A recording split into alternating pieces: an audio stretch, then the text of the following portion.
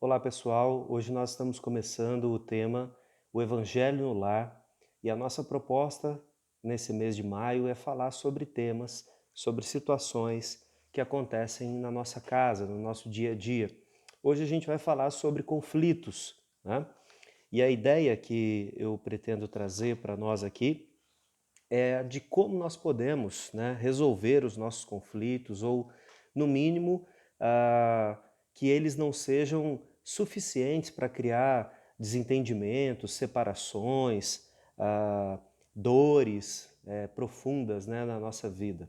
É claro que quando a gente fala sobre seres humanos, pecadores, né, nós sempre lidaremos com questões dessa natureza, né, atritos, dificuldades, e de certa forma essas dificuldades e conflitos é que nos ajudam a lidar com o dia a dia, né?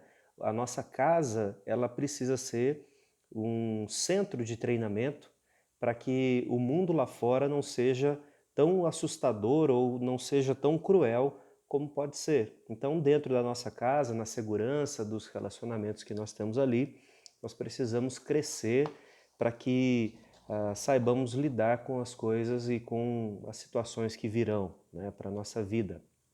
Então, quando a gente fala sobre conflitos, a gente fala sobre uma série de possibilidades, de nuances, né? A gente fala de conflitos entre o casal, a gente pode falar em conflitos entre pais e filhos, a gente pode pensar em uma série de conflitos, de possibilidades de conflitos que vêm acontecendo. A questão que nos leva a pensar sobre a família no mês de maio, e se você conhece pessoas de outras igrejas, é provável que quase 100% das pessoas vão refletir sobre esse tema no mês de maio, né? Mas existe um consenso de que família é um problema, né? De que casamento traz consigo dificuldades, de que ter filhos, principalmente nos tempos que nós estamos, é, é um grande erro. Enfim, né? Existem livros e mais livros, palestras e mais palestras, pessoas falando a esse respeito e tratando disso de uma forma negativa. E essa maneira de lidar com as coisas de uma forma negativa, ela não é de hoje, né? Por exemplo, quando nós olhamos para mitologias, né, tanto a mitologia grega, como a romana, como a nórdica, nós temos essas estruturas, né, literárias, aquilo que era acreditado muitos anos atrás.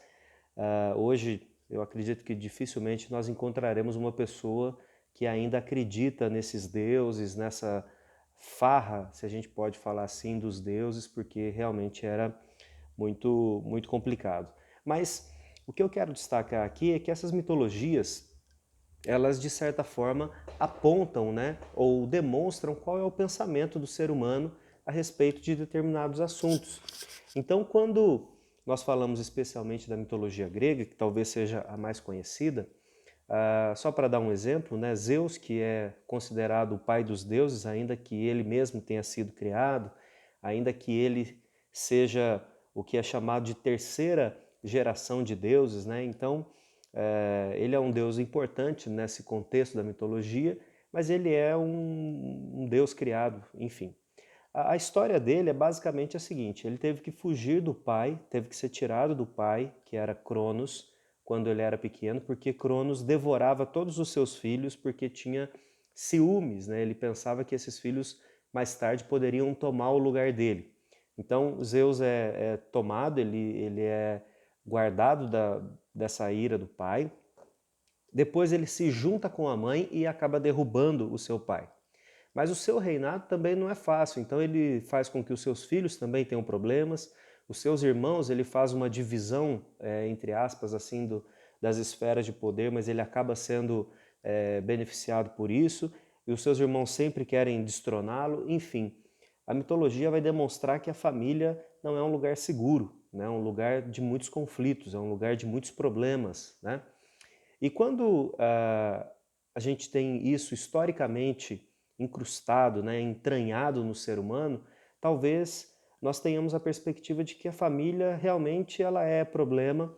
Então, se nós levarmos ela assim, de um jeito empurrando com a barriga, como a gente diz, talvez seja a melhor forma, né? A gente não precisa realmente viver uma vida boa ou esperar ter uma vida boa. Nós podemos simplesmente fingir que as coisas estão boas, né?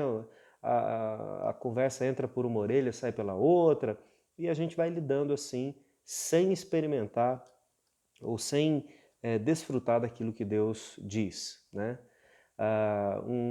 Uma forma então da gente pensar diferente a esse respeito é o que a Bíblia diz.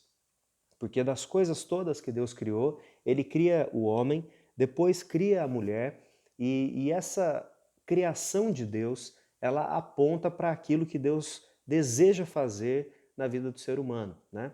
Então, eu quero convidar você a abrir a sua Bíblia lá no capítulo 2 do livro de Gênesis. É um texto que nós vamos pensar hoje, né? Então, abra lá a sua Bíblia em Gênesis 2 e eu vou destacar aqui alguns versículos para nossa reflexão, tá?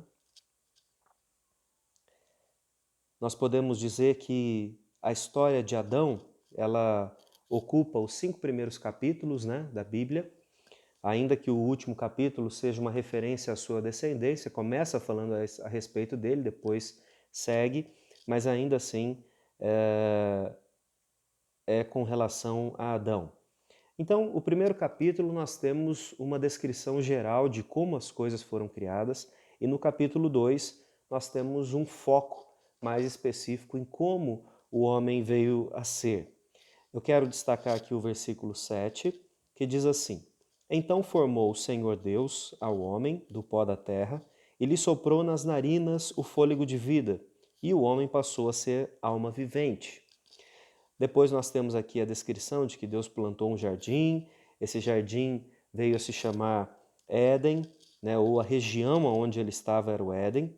Aí o Senhor fez brotar árvores de todos os tipos, fala aqui a respeito dos rios que regavam a terra, e o versículo 15 é outro verso que eu quero destacar, onde diz assim: Tomou, pois, o Senhor Deus ao homem e o colocou no jardim do Éden para cultivar e guardar. Essas duas palavras são importantes na nossa reflexão de hoje.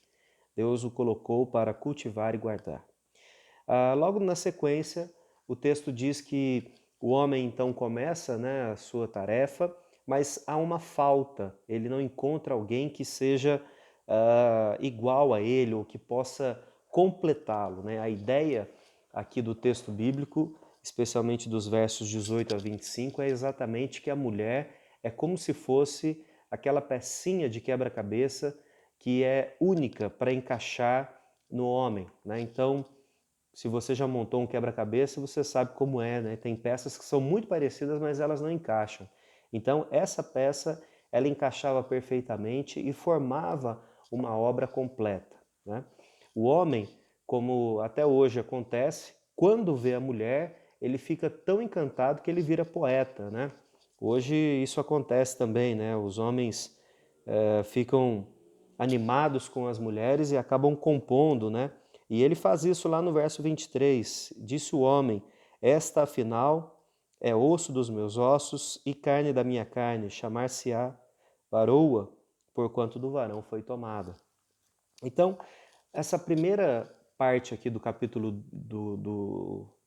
da criação do homem mostra como que a perfeição aconteceu, né? As pessoas, Adão e Eva se encaixaram, Adão e Eva se tornaram parceiros, se tornaram amantes, foram plenamente satisfeitos um no outro. Deus se agrada disso também. No capítulo 3 nós temos a serpente aparecendo, fazendo uma proposta para Eva. Eva acaba tomando do fruto, comendo.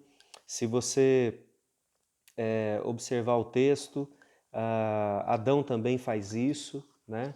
Existe um livro bastante conhecido chamado O Silêncio de Adão, onde o autor questiona onde estava Adão quando a Eva comeu, né? Essa é uma posição que é bem discutida, né?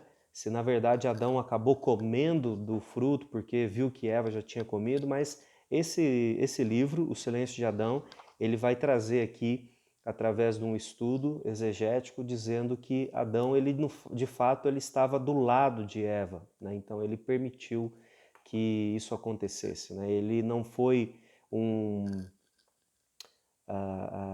uma vítima, né? Na verdade, ele poderia ter feito algo, mas não fez, né? Então essa é uma discussão mais longa.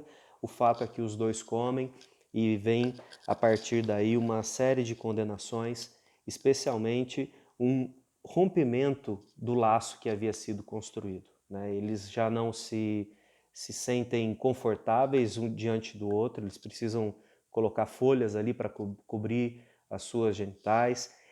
Quando Deus questiona a respeito de por que Adão teria feito aquilo, ele já não tem um vínculo protetor com Eva, ele já expõe a mulher, e assim por diante nós vamos vendo como que as coisas vão ficando cada vez piores.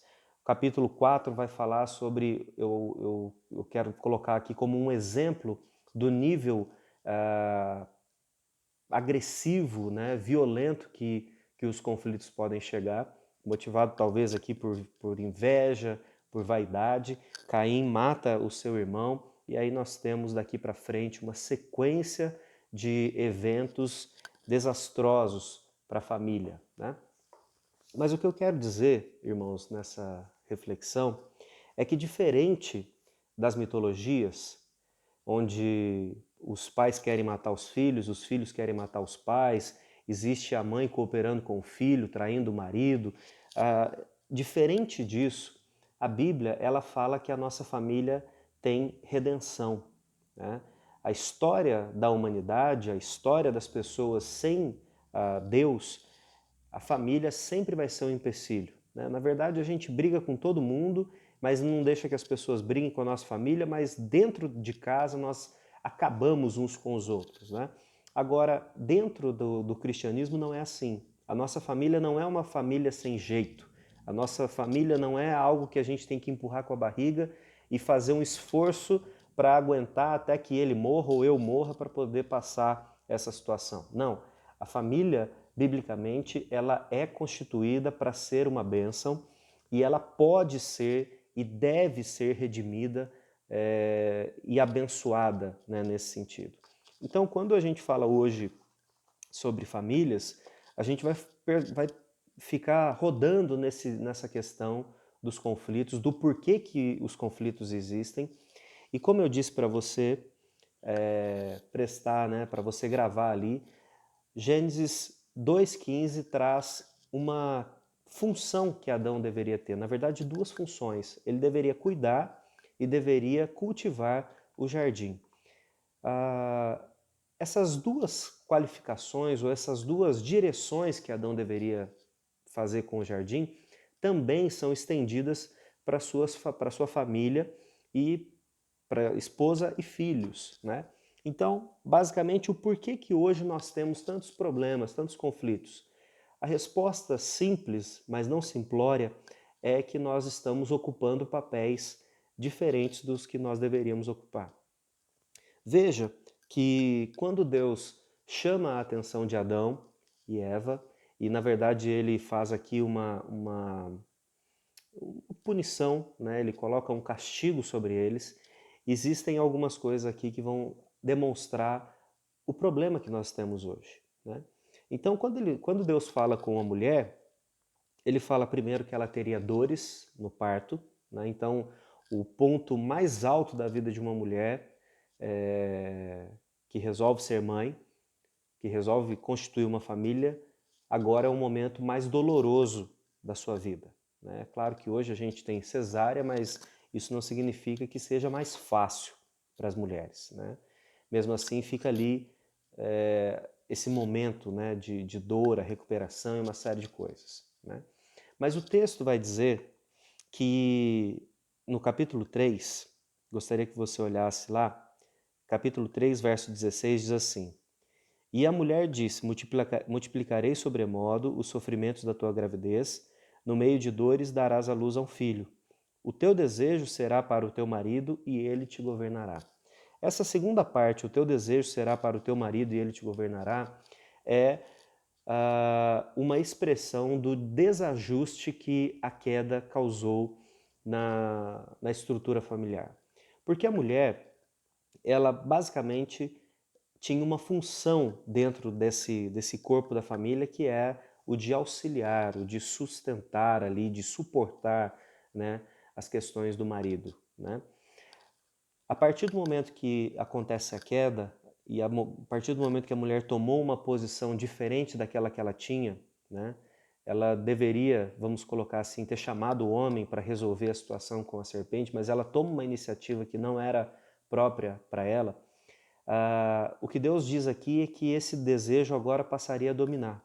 Então, se a mulher ela tinha que ser um suporte, um auxílio, uma ajuda, né, ela acaba querendo tomar o lugar e o controle. Eu sei que essa afirmação que eu acabo de fazer é uma afirmação polêmica, né, gera um mal-estar nas mulheres, porque o mundo que nós vivemos diz que as coisas não são assim, né? Mas o que eu estou dizendo não é que a mulher é menor do que o homem ou não tenha qualificações, né? O que eu estou dizendo é que a função da mulher e do homem são diferentes. E biblicamente isso fica muito evidente. O problema é que a nossa sociedade, a maneira da gente entender hoje, modificou essa proposta e por isso nós temos tantos conflitos, né? Você, se não tem isso na sua casa, certamente conhece famílias em que a mulher fica constantemente tentando passar por cima do marido, né? Tomar o lugar do marido. E aí, só para comentar aqui, existem maridos que não fazem esforço nenhum para que isso seja diferente, eles se submetem e a partir do momento que essa estrutura ela é modificada, a gente passa a ter conflitos, né? As mulheres elas acabam se desgastando ao extremo com assuntos que deveriam ser assuntos do marido e os homens acabam vivendo, né, dentro de uma bolha que também não produz crescimento, amadurecimento e que não traz bênção nenhuma para sua casa, para sua família e para sua esposa. E aí você vai dizer, mas pastor, tem muitas mulheres aí que tomam conta da família porque o marido foi embora. Eu entendo isso, eu sei que são situações que são muito comuns nos nossos dias, mas isso só confirma o que eu estou dizendo. Porque se você perguntar para essa mulher que cuidou da família, que criou os filhos, como ela se encontra hoje, é provável que você encontre uma mulher extremamente desgastada, emocionalmente abalada, talvez até fazendo uso de medicamentos, e poucas são as mulheres que passaram por tudo isso na vida e se encontram num estado de completa satisfação, né? Talvez a gente conte nos dedos isso. A maior parte das mulheres que acabam tomando o lugar da sua casa, né, assumindo a responsabilidade da sua casa, elas se encontram hoje com várias feridas emocionais e acabam, como eu já disse, muito desgastadas, né? Então, a queda trouxe isso para a mulher. Então, a ideia de que ela precisa sobrepor, né, ela precisa estar acima do homem. Então, em vez de ser o apoio, o sustento, ela acaba sobrepondo o homem. E, irmãos, o aspecto de ser o apoio, de ser auxiliadora, não é pouca coisa, né? Não é como se fosse uma subcategoria. Porque, na verdade, muitos homens eles só se tornam homens de verdade no momento em que eles encontram uma mulher, no momento que eles se casam, né? A mulher, a gente pode dizer que ela tem um momento da vida dela que demonstra que ela deixou de ser menina para ser mulher, né? Normalmente é ali na fase em que ela tem a sua primeira menstruação. Mas qual é o momento que faz o homem se tornar homem, né? Qual é o momento que torna o homem maduro, né? Nós não temos esse ponto. É 18 anos? Não, muitas vezes o homem ele comete mais erros depois dos 18 anos do que antes, porque antes ele estava debaixo, talvez, da autoridade ali da família, do pai, né? Mas o homem não tem isso. Agora, certamente, quando acontece o casamento, ainda que talvez nos primeiros anos do casamento seja muito difícil, logo depois disso é o momento em que o homem tem que tomar uma decisão e ele precisa amadurecer, né? Então, a mulher ser uma auxiliar o homem não significa que ela está sendo rebaixada, é uma função diferente, né? E com relação ao homem, Deus diz aqui para Adão, né, no versículo 17 do capítulo 3. E a Adão disse: Visto que atendeste a voz da tua mulher e comeste da árvore que eu te ordenara não comesses, Maldita é a terra por tua causa. Em fadigas obterás dela o sustento durante os dias da tua vida. Ela produzirá também cardos e abrolhos, e tu comerás a erva do campo. No suor do teu rosto comerás o teu pão, até que tornes a terra, pois dela foste formado, porque tu és pó, e ao pó tornarás.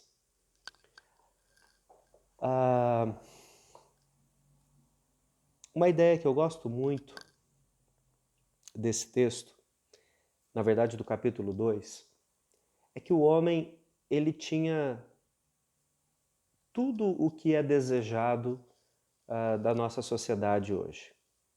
Ele tinha autoridade, ele tinha autonomia, ele tinha sucesso no seu trabalho, mas lhe faltava algo. Então, o homem ele pode ser muito bem sucedido financeiramente no seu trabalho, mas sempre vai lhe faltar uma peça que encaixe, né? Esse afeto, essa necessidade de ter alguém.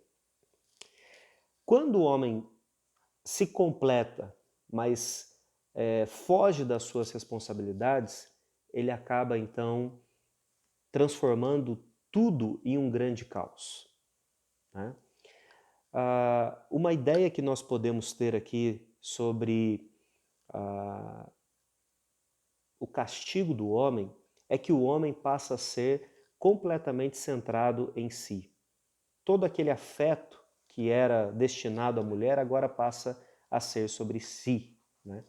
E se você parar para pensar, o homem, né, o gênero masculino, ele tem realmente essa grande dificuldade de partilhar, de ser,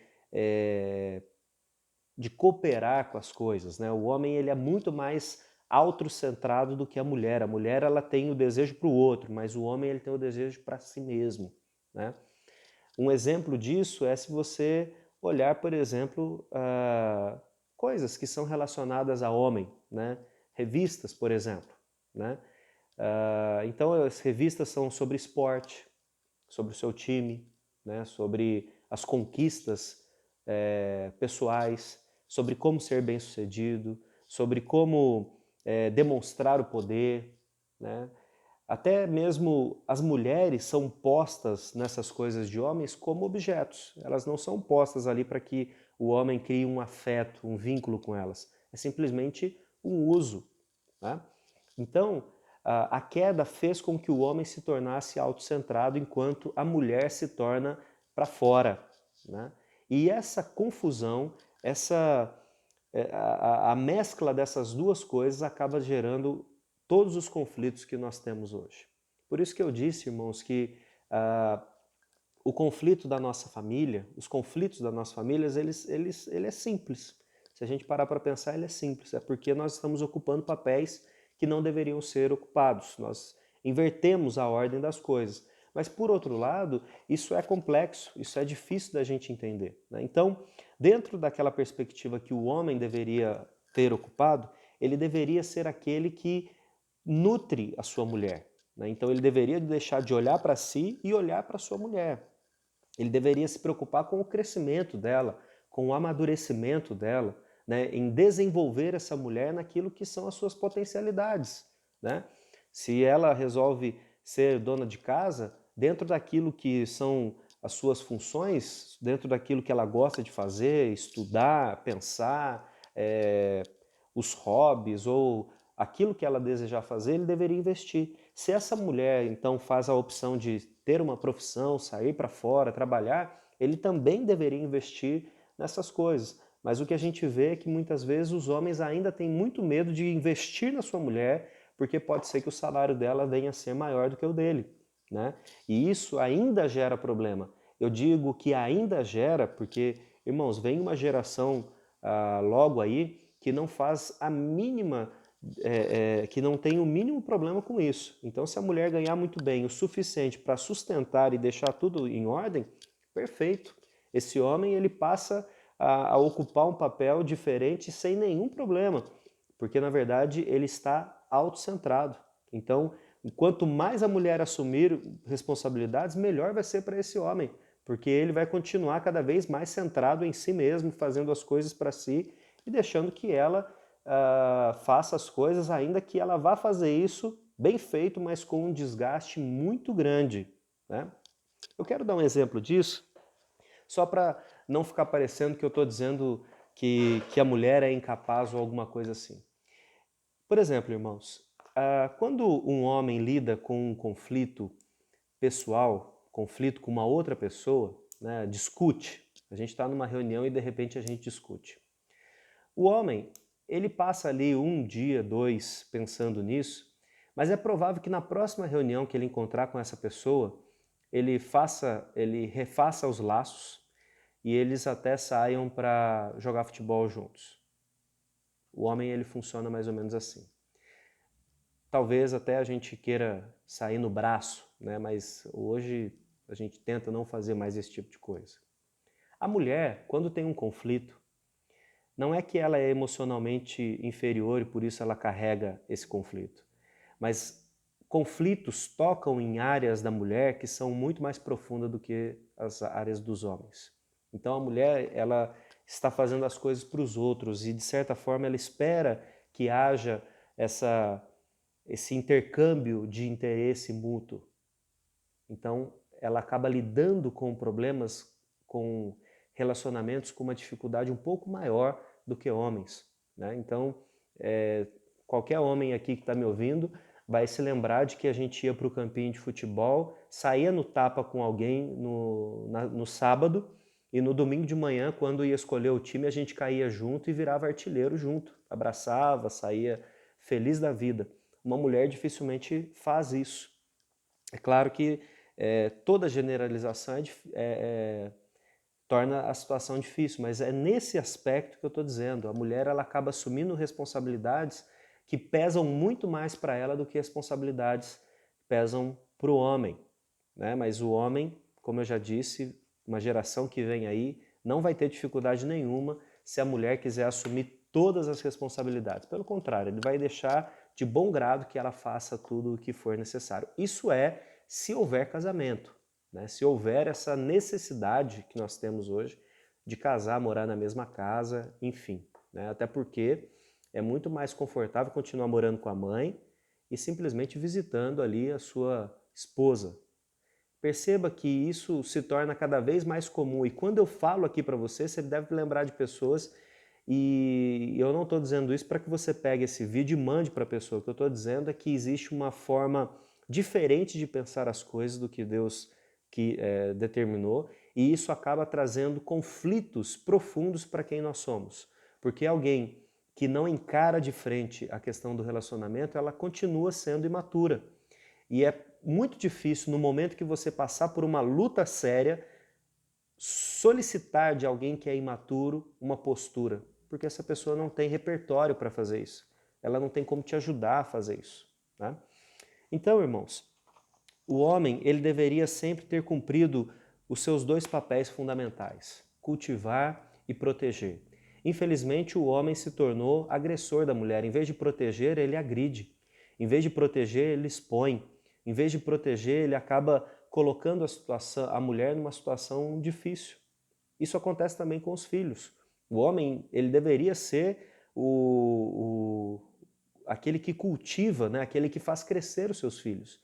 Mas muitas vezes o que a gente faz como homem? A gente terceiriza essa função, né?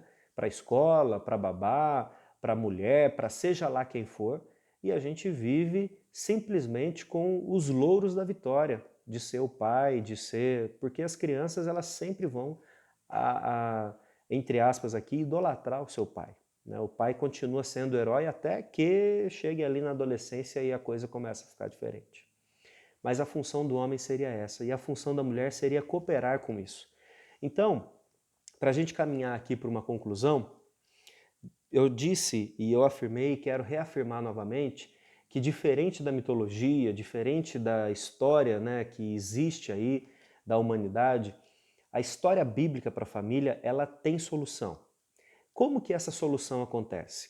A primeira coisa que a gente precisa entender é que o homem e a mulher só podem viver de uma maneira adequada se eles dependerem de Deus. Porque como o afeto se tornou uma coisa ruim, o da mulher é de de dominar, o do homem é de não se preocupar, nós só podemos tomar consciência do nosso papel quando a gente lê o que a Bíblia diz. Então, veja que lá em Efésios, no capítulo 5, quando Paulo fala sobre a igreja, ele trata exatamente disso. E ali ele está falando sobre pessoas que já conhecem a Cristo e que querem viver a partir do modelo de Cristo. Então, com relação às mulheres, o que Paulo diz é que a mulher deve ser submissa ao seu marido. Mais uma vez, é uma palavra que arrepia hoje quando a gente fala. Mas se a gente entender que o afeto da mulher foi invertido lá atrás por causa da queda, quando Paulo fala sobre submissão, então a gente consegue juntar as coisas de uma maneira mais tranquila. O que Paulo está dizendo é que esse sentimento da mulher para com seu marido não deve ser de dominá-lo, mas deve ser de cooperar com ele. Entende? Então, se o afeto foi trocado aqui para ela passar por cima dele, agora ela vai ajudar a alavancar esse homem. Ela vai ajudar a que ele também se desenvolva como homem, como deve ser. Esse aspecto da mulher ser submissa não significa que ela é muda e surda dentro de casa, onde o homem manda e ela obedece. Isso significa que ela entende que o seu papel dentro dessa dinâmica familiar é da cooperação. Mais uma vez eu vou dizer o que eu já disse. Muitos homens só se tornam homens de verdade quando eles casam. Mas se a mulher resolver tomar o papel de mãe desse homem, esse homem nunca vai crescer. E aí o que acontece? Essa mulher vai procurar um psicólogo, um pastor, vai procurar uma série de gente, de pessoas para que possa ajudá-la, porque o homem não corresponde àquilo que ela precisa. Por que ele não corresponde? Porque ele não tem repertório, porque ele não aprendeu, porque ele não sabe como fazer. Então, como mãe, o papel da mãe é de expor os filhos, principalmente os homens, a situações que o desafiem a assumir um papel não de brutalidade no sentido de ser masculino, mas de responsabilidade, porque é isso que a Bíblia diz. Jesus ele sempre foi másculo. Sem nenhuma dificuldade a gente encontra essas evidências, mas isso não significa que ele foi bruto, né? Jesus ele consegue conversar com mulheres sem transformar a mulher num pedaço de carne. Ele consegue tratar com outros homens sem ter que se impor por força bruta, né? Jesus continua sendo o nosso modelo de masculinidade. A mulher, esposa, ela precisa então fazer isso, né? Ela precisa ser submissa ao marido para que empurre ele para o lugar aonde ele deve ser. Ah, pastor, mas isso seria muito bom se eu tivesse ouvido 30 anos atrás, quando eu me casei. Hoje a vaca foi para o brejo, né, como a gente ouve por aí. O apóstolo Pedro vai dizer que muitas mulheres conquistam os seus maridos para Cristo por causa da piedade. Então, eu queria dizer, já antecipando aqui a nossa conclusão, para as irmãs que estão nos ouvindo, que não desista do seu marido, mas busque em oração um posicionamento que seja bíblico para você e peça para que Deus traga essa posição também bíblica para o seu marido, né? Não é porque o tempo passou que agora a gente não tem como. Talvez o tempo seja o melhor fator positivo para resolver a situação. O homem, nesse texto lá de Efésios 5, ele é colocado como alguém que precisa aprender a amar. Isso é uma vergonha para os homens. Mas como nós somos autocentrados, nós precisamos de fato aprender a amar. Porque amar é querer o bem do outro. É não só querer, mas fazer todo o esforço necessário para que o outro seja abençoado, para que o outro se sinta bem. Então, quando o apóstolo Paulo ali no capítulo 5 de Efésios vai falar sobre o papel do homem, ele diz que nós devemos nos inspirar somente em Cristo. Da mesma forma que Cristo deu a sua vida pela igreja, nós, homens, devemos estar dispostos a dar a nossa vida pela nossa mulher. Nós precisamos voluntariamente tomar a decisão de querer o bem da nossa esposa. Nós queremos seguir a Cristo, não queremos? Como família, nós queremos ser diferente do que a mitologia diz da família, que a família é uma desgraça na mitologia. E isso fica incrustado no ser humano, que família não tem jeito. Nós queremos ter famílias diferentes. Nós queremos que o Evangelho esteja no nosso lar. E para ele estar no nosso lar, nós precisamos começar redimindo os nossos relacionamentos dentro da nossa casa. Talvez, como mulher, você precisa pedir desculpa, perdão a Deus por ter tomado posturas que hoje acabam sendo difíceis. Os homens, e aí eu diria que quase 100% de nós também precisamos nos arrepender da forma como nós temos agido. Né? Perceba, irmãos, que a redenção, que o evangelho no nosso lar começa com a boa notícia de que a nossa família pode ser uma bênção, de que a nossa família é uma bênção e pode ser uma bênção para nós dentro da nossa casa e uma bênção para outras famílias. Eu acho muito oportuna uma ideia, e essa ideia de Paulo, né? Porque nós nos preocupamos muito em como evangelizar a nossa família. Talvez aí os tios, tias, né? Essas pessoas que estão nessa família mais estendida, eu vou chamar assim, né? Mas uma forma que o apóstolo Paulo diz, nesse mesmo texto de Efésios, que é uma forma totalmente eficaz da gente pregar o evangelho, é quando maridos amam as suas esposas e esposas são submissas a seus maridos. Porque este é o modelo de Cristo e da igreja. Então, se eu for um marido que ama a minha esposa de uma forma que seja incontestável, eu estou pregando o evangelho.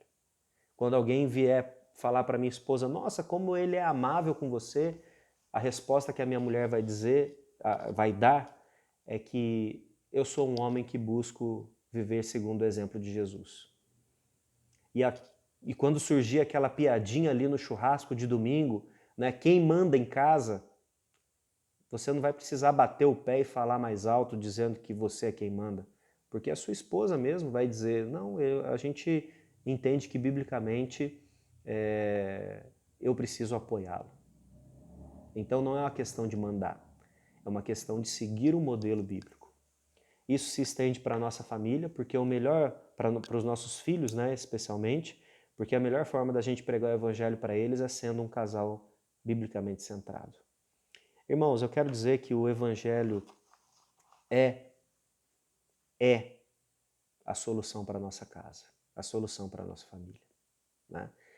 Os conflitos que você trouxe até aqui, aquilo que foi sendo jogado por debaixo do tapete até aqui, pode ser resolvido daqui para frente. Então, como conclusão, eu quero dizer que você precisa ter uma expectativa equilibrada com relação àquilo que a família tem que ser. E como que a gente equilibra a nossa expectativa? Observando o que a Bíblia diz. Eu queria dizer também que nós precisamos nos colocar dentro da nossa casa como pessoas que solucionam os problemas, não como pessoas que intensificam. Né? Nós somos a solução para a nossa casa. Ah, mas o meu marido não entende da mesma forma que o senhor está falando. Comece como você, esposa. Ah, mas o problema é a minha esposa. Vá lá.